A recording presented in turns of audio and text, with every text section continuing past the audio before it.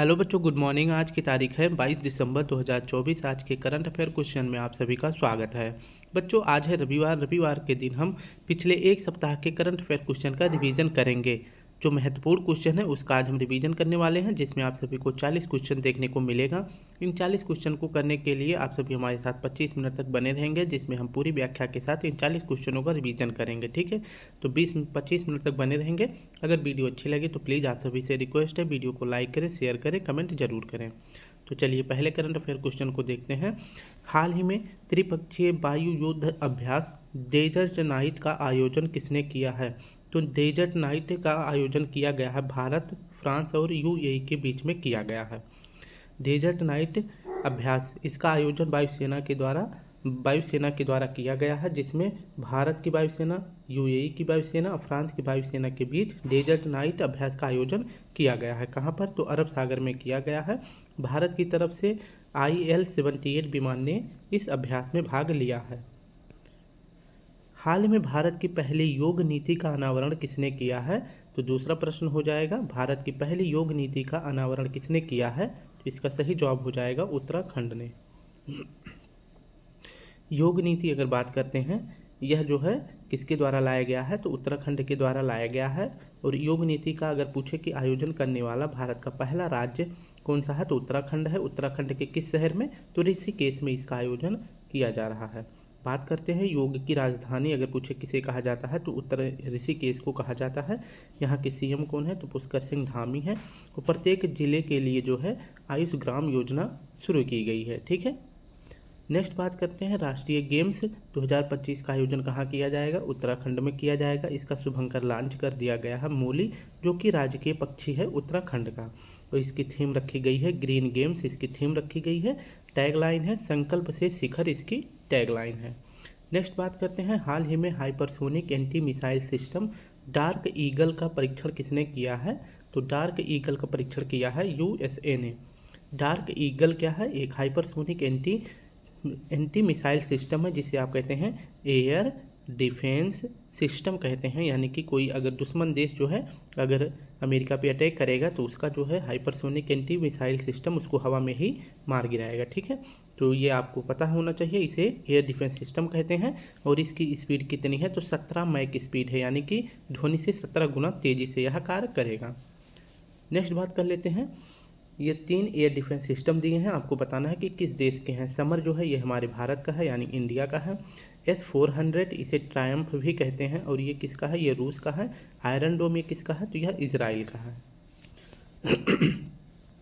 Next बात करते हैं, हाल ही में ट्रांस पैसिफिक पार्टनरशिप में शामिल होने वाला पहला यूरोपीय राष्ट्र कौन सा है? तो इसका सही विकल्प हो जाएगा ब्रिटेन। ट्रांस पैसिफिक पार्टनरशिप, इसका मतलब होता है मुक्त व्यापार समझौता, यानी कि हर एक देश जो कि प्रशांत महासागर के अंतर्गत आते हैं वो एक दूसरे में आयात को जो है बहुत ही कम मात्रा में शुल्क को ले सकते हैं। ठीक है, तो एक दूसरे के सामान को अगर पहुंचाना होगा या उनके यहाँ से आयात निर्यात करना होगा तो उस पर बहुत न्यूनतम मात्रा में कर लेंगे। ठीक है, और इसकी स्थापना करी गई थी 2018 में। अभी जो है ट्रांस पैसिफिक पार्टनरशिप में शामिल होने वाला पहला यूरोपीय देश कौन बना है? ब्रिटेन बना है। भारत इसमें शामिल नहीं है। और ब्रिटेन के PM पूछे कौन है? तो कीर स्टारमर यहाँ के नए PM हैं। हाल ही में रक्षा मंत्रालय ने 12 Su-30 MKI विमानों के लिए किसके साथ 13,500 करोड़ रुपए का अनुबंध किया है? तो इसका सही जवाब हो जाएगा option D, Hindustan aeronautics limited के द्वारा। रक्षा मंत्रालय ने हाल यानी हिंदुस्तान एरोनॉटिकल लिमिटेड के साथ समझौता किया है एक विमान के लिए। ठीक है, किसके लिए? तो एक विमान के लिए किया है जिसका नाम है 12 Su-30 MKI विमान। और इसको बनाने के लिए जो है 13,500 करोड़ रुपए फंड भी जारी कर दिया गया है। और यह विमान अगर पूछे कि जो ये विमान है यह रूसी मूल का विमान है, यानी कि यह रूस का विमान है। और इसका निर्माण जो है अब कहाँ पे किया जाएगा? भारत में किया जाएगा। किस जगह पे? नासिक, महाराष्ट्र में किया जाएगा। और इसके साथ जो है रक्षा मंत्रालय ने हाल के साथ समझौता किया है। ठीक है, बात करते हैं, भारत की 14वीं महारत्न कंपनी का दर्जा भी हाल ही में किसे दिया गया है? तो हाल को दिया गया, यानी HAL को दिया गया है। और इसका मुख्यालय अगर पूछे कहाँ है, तो इसका मुख्यालय बेंगलुरु में है। नेक्स्ट हमारा प्रश्न है, हाल ही में दिल्ली में किसने अपना दूतावास खोला है? तो दिल्ली में अपना दूतावास किसने खोला है? मालदोवा ने खोला है। मालदोवा अगर बात करते हैं तो इसने अपना दूतावास कहाँ खोला है, तो नई दिल्ली में खोला है। मालदोवा और इंडिया के बीच अगर पूछे संबंध कब से चालू हैं, तो यह 1992 से यह संबंध भारत और मालदोवा के बीच में है। ऑपरेशन जब गंगा चलाया गया था कहाँ पर, यूक्रेन में। जब भारत सरकार के द्वारा जो है यूक्रेन में ऑपरेशन गंगा चलाया गया था यहाँ से भारतीयों को बाहर निकालने के लिए, तो मालदीवा देश ने उसमें हमारी बहुत मदद करी थी।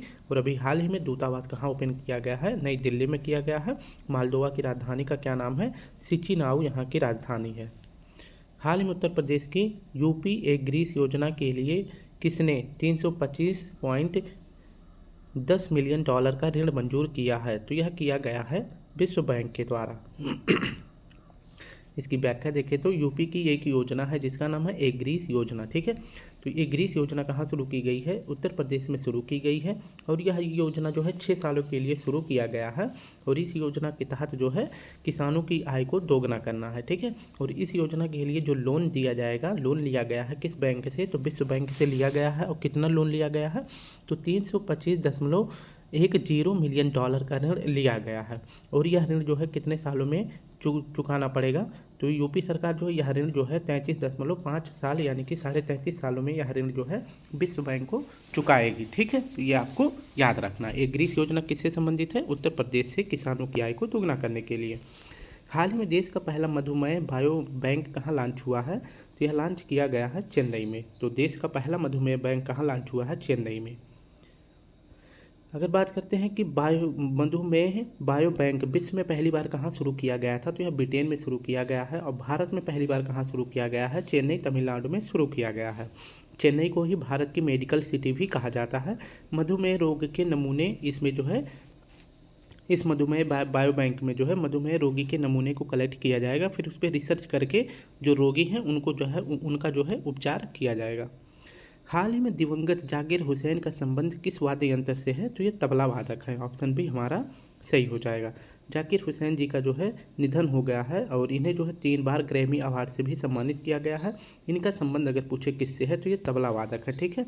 अगर बात करते हैं कि 2023 में इन्हें पद्म विभूषण पुरस्कार से भी सम्मानित किया गया है, ये आपको याद रखना है। इनका निधन कहाँ हुआ है, तो सैन फ्रांसिस्को USA में इनका निधन हुआ है। और सैन फ्रांसिस्को में ही 1913 में गदर पार्टी की स्थापना करी जाती है लाला हृदयलाल और सोहन सिंह भाखना जी के द्वारा। प्रतिवर्ष विजय दिवस कब मनाया जाता है, तो प्रतिवर्ष विजय दिवस मनाया जाता है 18 दिसंबर को। कब, तो 18 दिसंबर को मनाया जाता है, 16 दिसंबर को मनाया जाता है। ऑप्शन भी हमारा सही हो जाएगा। इसकी अगर व्याख्या देखें तो 1971 में बांग्लादेश नया राष्ट्र बनता है। आपको पता है कि इधर बीच में भारत हो जाता है, इधर जो है पूर्वी पाकिस्तान हुआ करता था और पश्चिम में पाकिस्तान हुआ करता था, ठीक है। लेकिन 1971 में जो ये पूर्वी पाकिस्तान था इसके बीच और जो ये पश्चिमी पाकिस्तान, इन दोनों के बीच जो है युद्ध हो जाता है, ठीक है। तो लेकिन बाद में 1971 के बाद जो है ये पूर्वी पाकिस्तान का नया नाम हो जाता है बांग्लादेश, ठीक है। तो ये जो है इसमें भारत मदद करता है किसका, बांग्लादेश का। तो ऑपरेशन त्रिशूल के माध्यम से पाकिस्तान का कराची बंदरगाह को भारत ने नष्ट कर दिया। और ऑपरेशन अगर पूछे त्रिशूल कब चलाया गया था, तो 4 दिसंबर 1971 को चलाया गया था। 16 दिसंबर तक पाकिस्तान ने भारत के सामने आत्मसमर्पण कर दिया। तो इसी याद को जो है विजय दिवस के रूप में 16 दिसंबर को मनाया जाता है। हाल ही में WHO ने आयुष चिकित्सा कोडिंग और रिकॉर्डिंग दिवस कब मनाने की घोषणा करी है, तो इसका सही विकल्प हो जाएगा 10 जनवरी को मनाने की घोषणा करी है। 10वें क्रम का जो आयुर्वेद कांग्रेस का आयोजन किया जा रहा है, यह देहरादून उत्तराखंड में किया जा रहा है। और यहीं पर जो है WHO के द्वारा आयुष चिकित्सा कोडिंग और रिकॉर्डिंग दिवस मनाने की घोषणा करी गई है 10 जनवरी को। हाल ही में सर्वेक्षण पोत परियोजना के दूसरे जहाज INS निर्देशक का कमीशन यानी कि इसको किस जगह से सेना में शामिल किया गया है, तो किस जगह से वायुसेना नौसेना में शामिल किया गया है, तो विशाखापत्तनम में शामिल किया गया है। अगर बात करते हैं कि सर्वेक्षण जहाज या पोत का निर्माण अगर पूछे किसके द्वारा किया जाता है, तो गार्डन शिप बिल्डर्स के द्वारा किया जाता है। पहला सर्वेक्षण जहाज है INS संधायक और दूसरा है INS निर्देशक। इस INS निर्देशक का कमीशन यानी कि इसे कहाँ से सेना में शामिल किया गया है, तो इसे नौसेना में शामिल किया गया है विशाखापत्तनम आंध्र प्रदेश से। हाल ही में नॉर्वे का TT वाल्डनर कप 2024 जीतने वाली एशिया टीम में शामिल एकमात्र भारतीय खिलाड़ी कौन है, तो यह है मनिका बत्रा जी। टीटी वाल्डनर कप 2024, इसका पहली बार आयोजन अगर पूछे कहाँ किया गया है, नॉर्वे में किया गया है। इसमें जो है फाइनल मुकाबला किसके बीच हुआ था, तो टीम एशिया और टीम वर्ल्ड के बीच इसमें मुकाबला हुआ था।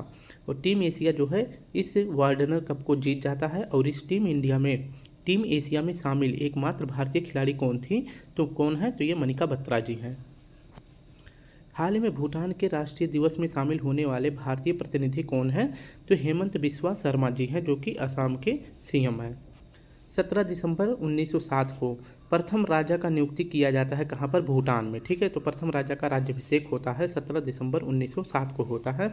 इसलिए हर साल जो है 17 दिसंबर को राष्ट्रीय दिवस भूटान में मनाया जाता है।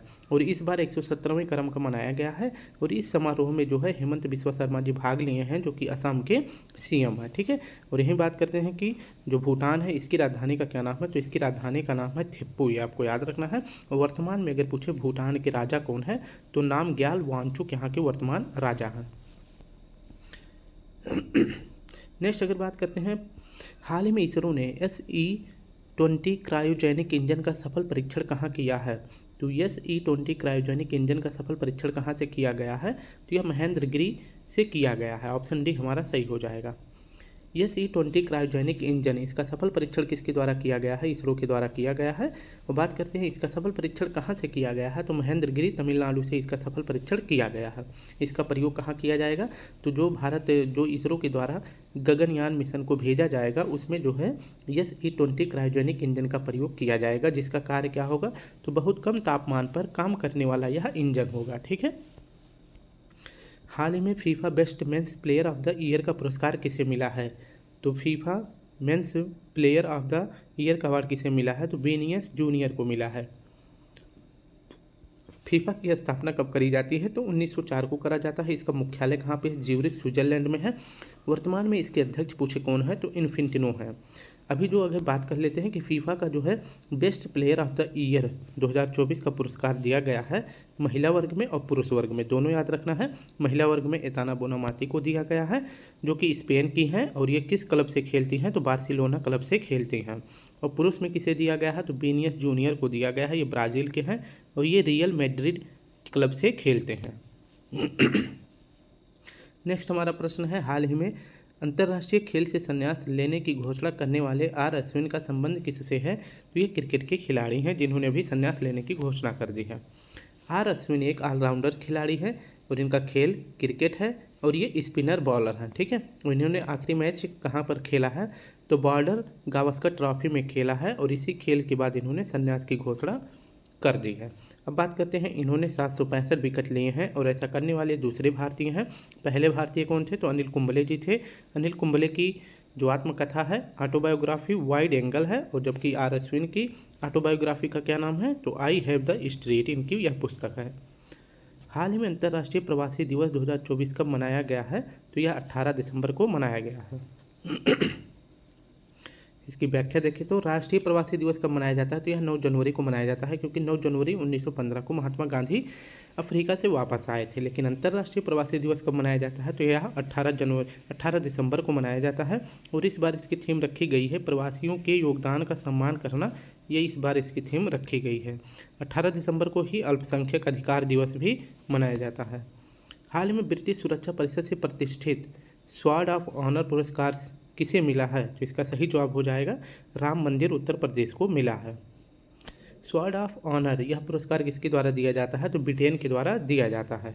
किसके लिए दिया जाता है, तो यह सुरक्षा प्रबंधन के लिए दिया जाता है कि कोई भी धार्मिक स्थल हो या फिर सार्वजनिक स्थल हो या कोई शिक्षा का केंद्र, कोई भी ऐसा चीज़ हो जहाँ पे बेहतरीन सुरक्षा का प्रबंधन किया जाए, उसी को जो है स्वॉर्ड ऑफ ऑनर दिया जाता है। किसके द्वारा, ब्रिटेन के द्वारा। तो इस बार किसे दिया गया है, तो यह दिया गया है राम मंदिर को। ठीक है, और यह राम मंदिर कहाँ है, आप सभी को पता है, यूपी के अयोध्या में है। अब बात कर लेते हैं कि राम मंदिर की प्राण प्रतिष्ठा कब करी गई थी, तो 22 जनवरी 2024 को किया गया था। मंदिर का अगर पूछे वास्तुकार कौन है, तो मंदिर के वास्तुकार हैं श्री चंद्रकांत सोमपुरा जी हैं। जबकि पूछे राम मंदिर का जो मूर्ति है, राम जी का जो मूर्ति है, उसके वास्तुकार कौन है, तो श्री अरुण योगीराज जी हैं। और राम मंदिर अगर पूछे किस शैली में बना है, तो नागर शैली में बना है। नेक्स्ट प्रश्न देखते हैं, हाल ही में 26 गेंदों में सबसे तेज शतक लगाने का रिकॉर्ड किसने बनाया है, तो इसका सही विकल्प हो जाएगा नेट साइबर ब्रंट ने। नेट साइबर ब्रंट ने 96 गेंदों में, ठीक है, किस में, टेस्ट क्रिकेट में सबसे तेज शतक लगाया है और ये कहाँ की हैं, तो ये इंग्लैंड की हैं। हाल ही में कैंसर के टीका विकसित करने की घोषणा किसने करी है, तो कैंसर का टीका विकसित किया गया है रूस के द्वारा।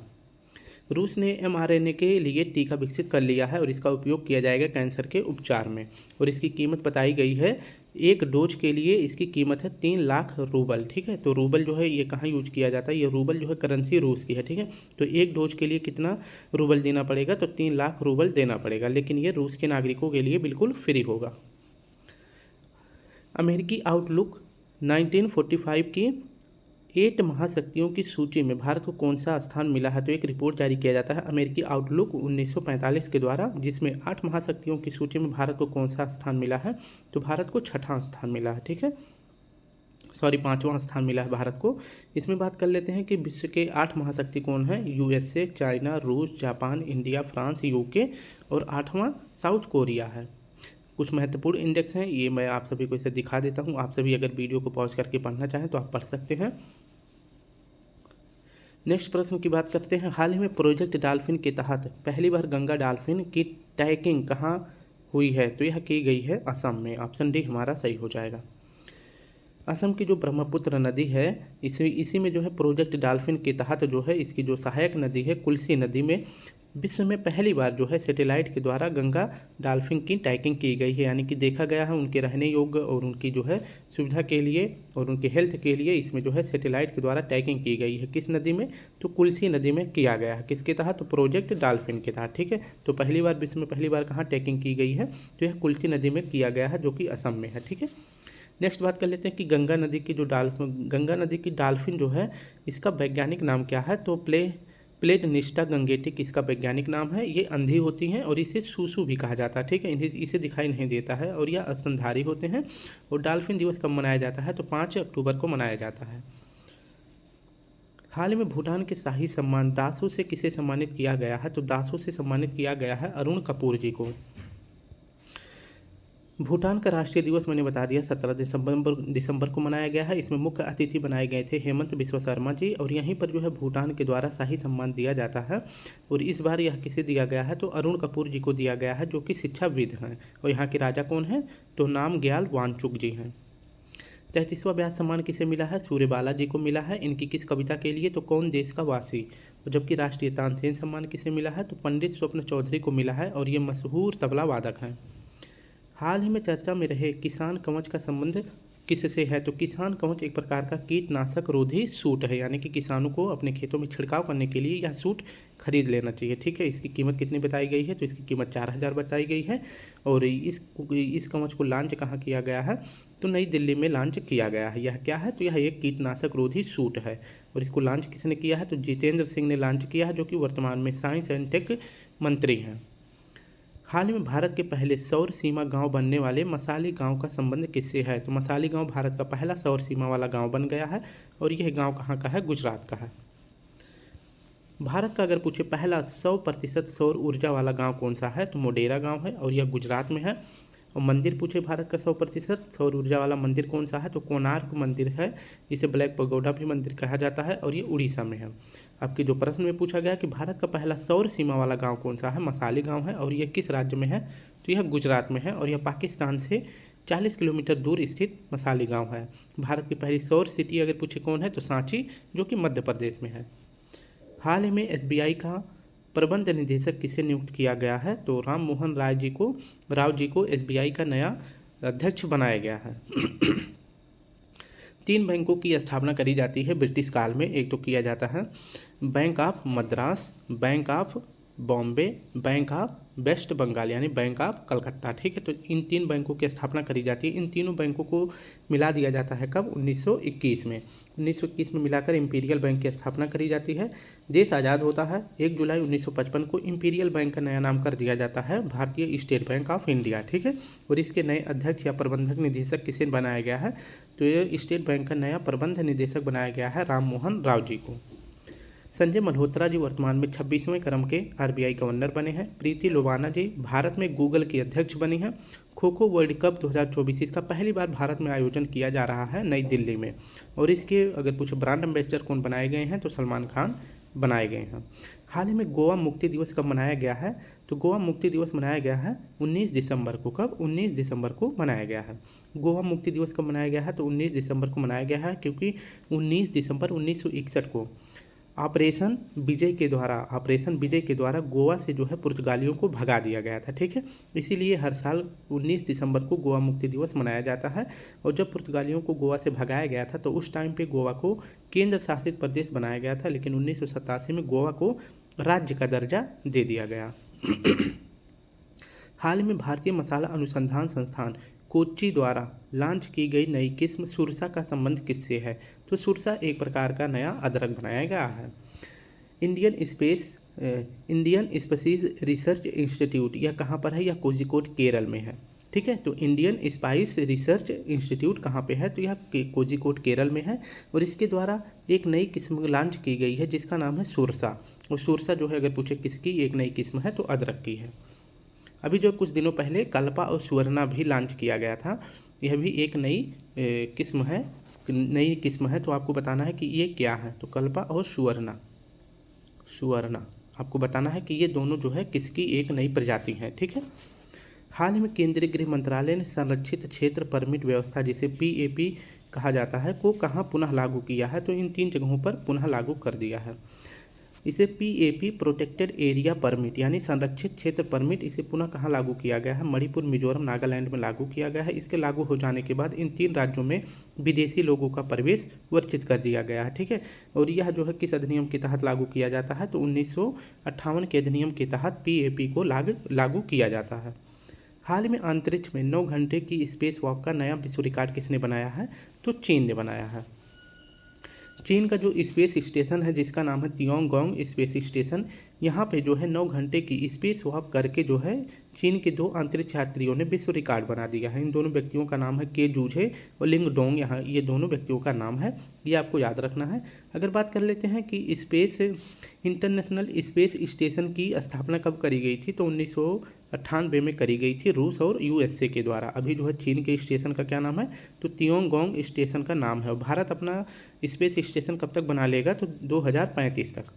दुनिया भर में पहली बार विश्व ध्यान दिवस कब मनाया जाएगा? तो यह मनाया जाएगा 21 दिसंबर को। ठीक है, तो कब मनाया गया है? तो 21 दिसंबर को मनाया गया है विश्व ध्यान दिवस। इसकी पहली बार शुरुआत करी जाती है और यह पहली बार मनाया गया है 21 दिसंबर को 2024 में। ठीक है, और इसकी इस बार थीम रखी गई है वैश्विक शांति और सद्भाव के लिए ध्यान।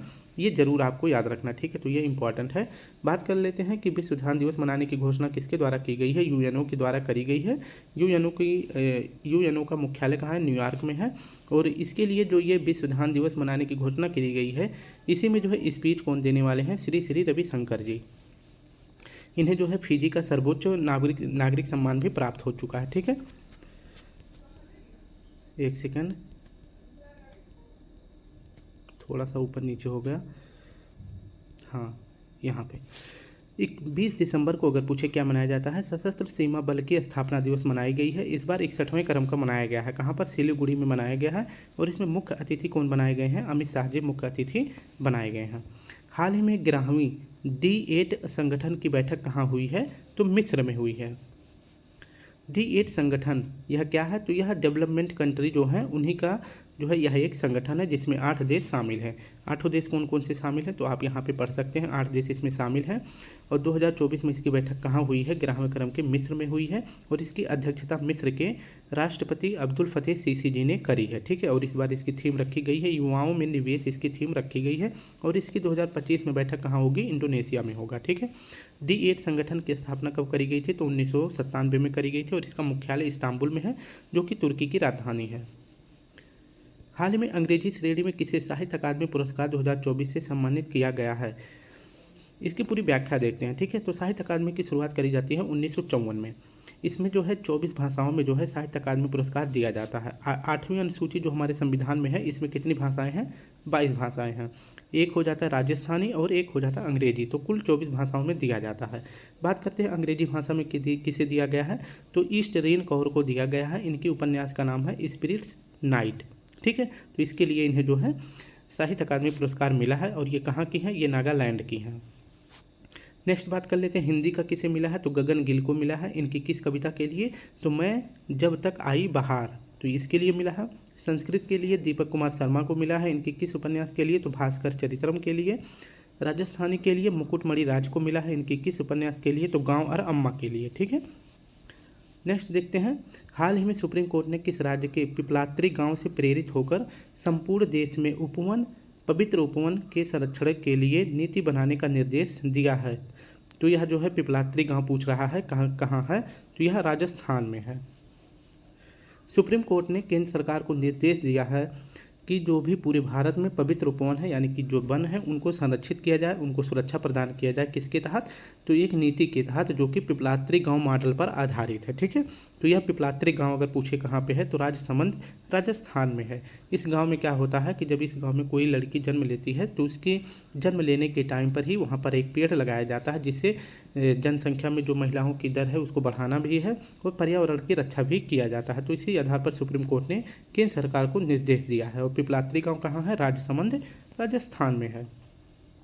हाल ही में विशेष निवेश कोष SIF का गठन किसने किया है, तो यह सेबी के द्वारा किया गया है। इसकी व्याख्या देखें तो SIF यानी स्पेशल इन्वेस्टमेंट फंड, जिसे विशेष निवेश कोष कहा जाता है, इसका उद्देश्य क्या है, तो इसका उद्देश्य है जो भी लोग निवेश करना चाहते हैं, जो जोखिम लेना चाहते हैं, अपने पैसे को इन्वेस्ट करना चाहते हैं, उनके लिए यह जो है शुरू किया गया है। किसके, और यह शुरू अगर पूछे किसने किया है, तो सेबी ने इसका गठन किया है। किसने, सेबी ने। सेबी का फुल फॉर्म होता है security exchange board of India, और इसकी स्थापना कब होती है, 1988 में होता है।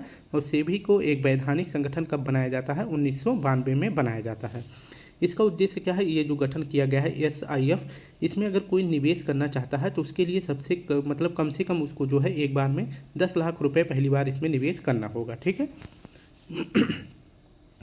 नेक्स्ट प्रश्न है, हाल ही में दिवंगत ओम प्रकाश चौटाला किस राज्य के पूर्व मुख्यमंत्री रहे थे, तो ये हरियाणा के पूर्व मुख्यमंत्री रहे थे और ये 5 बार यहाँ के मुख्यमंत्री रह चुके हैं। और जब इनका निधन हुआ था तो ये वर्तमान में इंडियन नेशनल लोकदल के अध्यक्ष थे यानी सुप्रीमो थे, और इसे जो है क्या कहा जाता है, इसे इनेलो भी कहा जाता है। ठीक है, तो ओम प्रकाश चौटाला कहाँ के पूर्व मुख्यमंत्री रहे थे, तो हरियाणा के। ठीक है, और वर्तमान में हरियाणा के CM कौन है, तो नायब सिंह सैनी जी हैं। हाल ही में वर्ष 2025 में 12वीं विश्व पैरा एथलेटिक्स चैंपियनशिप के मेज़बानी के लिए मेज़बान घोषित किया गया है। तो 2025 में कौन मेज़बान करेगा विश्व पैरा एथलेटिक्स चैंपियनशिप का, तो भारत करने वाला है। इसकी व्याख्या देखें तो विश्व पैरा एथलेटिक्स 2025 इसका आयोजन जो है 12वें क्रम का कहाँ किया जाएगा, भारत के नई दिल्ली में किया जाएगा। और इस प्रकार से इसका आयोजन करने वाला एशिया का चौथा देश अपना भारत बन जाएगा। ठीक है, पहला कौन था, दोहा था यानी कतर था, दूसरा UAE था, तीसरा जापान था और चौथा अपना भारत बन गया। ठीक है, 2024 में इसका आयोजन कहाँ किया गया था, तो 2024 में इसका आयोजन जापान में किया गया था, जिसमें पहला स्थान किसे मिला था, चीन को, और छठा स्थान अपने भारत को मिला था। हाल ही में उत्तर भारत में पहली बार दुर्लभ रॉटन फ्री टेल्ड चमगादड़ कहाँ देखी गई है, तो यह उत्तर प्रदेश में देखी गई है। इसकी अगर व्याख्या देखें तो राटन ट्री टेल्ड चमगादड़, राटन फ्री टेल्ड चमगादड़ यह पहली बार जो है उत्तर भारत में देखा गया है। और वैसे ये अगर पूछे अधिकांशता कहाँ पे रहती हैं, तो यह पश्चिमी घाट पर रहता है। ठीक है, तो ये एरिया जो है पश्चिमी घाट हो जाता है, यहाँ पे रहता है। लेकिन ये जो है पहली बार जो है ये कहाँ देखा गया है, उत्तर भारत में देखा गया है। किस पार्क में, तो यमुना बायोडाइवर्सिटी पार्क में देखा गया है। इसका जो है विशेषता क्या है, इसकी विशेषता है विशाल इसका आकार है और इसके विशाल कान है। ठीक है, लास्ट प्रश्न देखते हैं, 1 जनवरी 2025 से कहाँ भीख देना अपराध घोषित किया गया है, तो इंदौर में 1 जनवरी से वहाँ पे ना कोई भीख देगा और ना कोई भीख लेगा, नहीं तो दोनों को जो है जेल हो जाएगा। ठीक है, तो 1 जनवरी 2025 से इंदौर में भीख देना यानी पैसा देना यहाँ पे अपराध घोषित कर दिया जाएगा। अगर आप कैमरे की पकड़ में आएंगे तो आपके ऊपर FIR होगा और कम से कम 6 माह की सज़ा हो जाएगी। और आप सभी को पता है कि 1 जुलाई से जो है भारत में 3 नए कानून लगाए गए थे, और इसी 3 नए कानून में से एक कानून के अंतर्गत जो है भारतीय नागरिक सुरक्षा संहिता के तहत जो है, जिसे BNSS कहते हैं, इसी की धारा 163 के तहत जो है पूरे देश में भीख देना अपराध हो जाएगा। ठीक है, लेकिन अभी लागू कहाँ पे किया गया है, सिर्फ इंदौर में लागू किया गया है। ठीक है, तो स्टूडेंट इस प्रकार से हमने अपने सभी करंट अफेयर क्वेश्चन को पूरी व्याख्या के साथ देखा। अगर वीडियो अच्छी लगे तो प्लीज़ लाइक शेयर कमेंट जरूर करें। अपना ध्यान रखें, कल फिर मिलते हैं, तब तक के लिए आप सभी को प्यारा सा जय हिंद, जय भारत।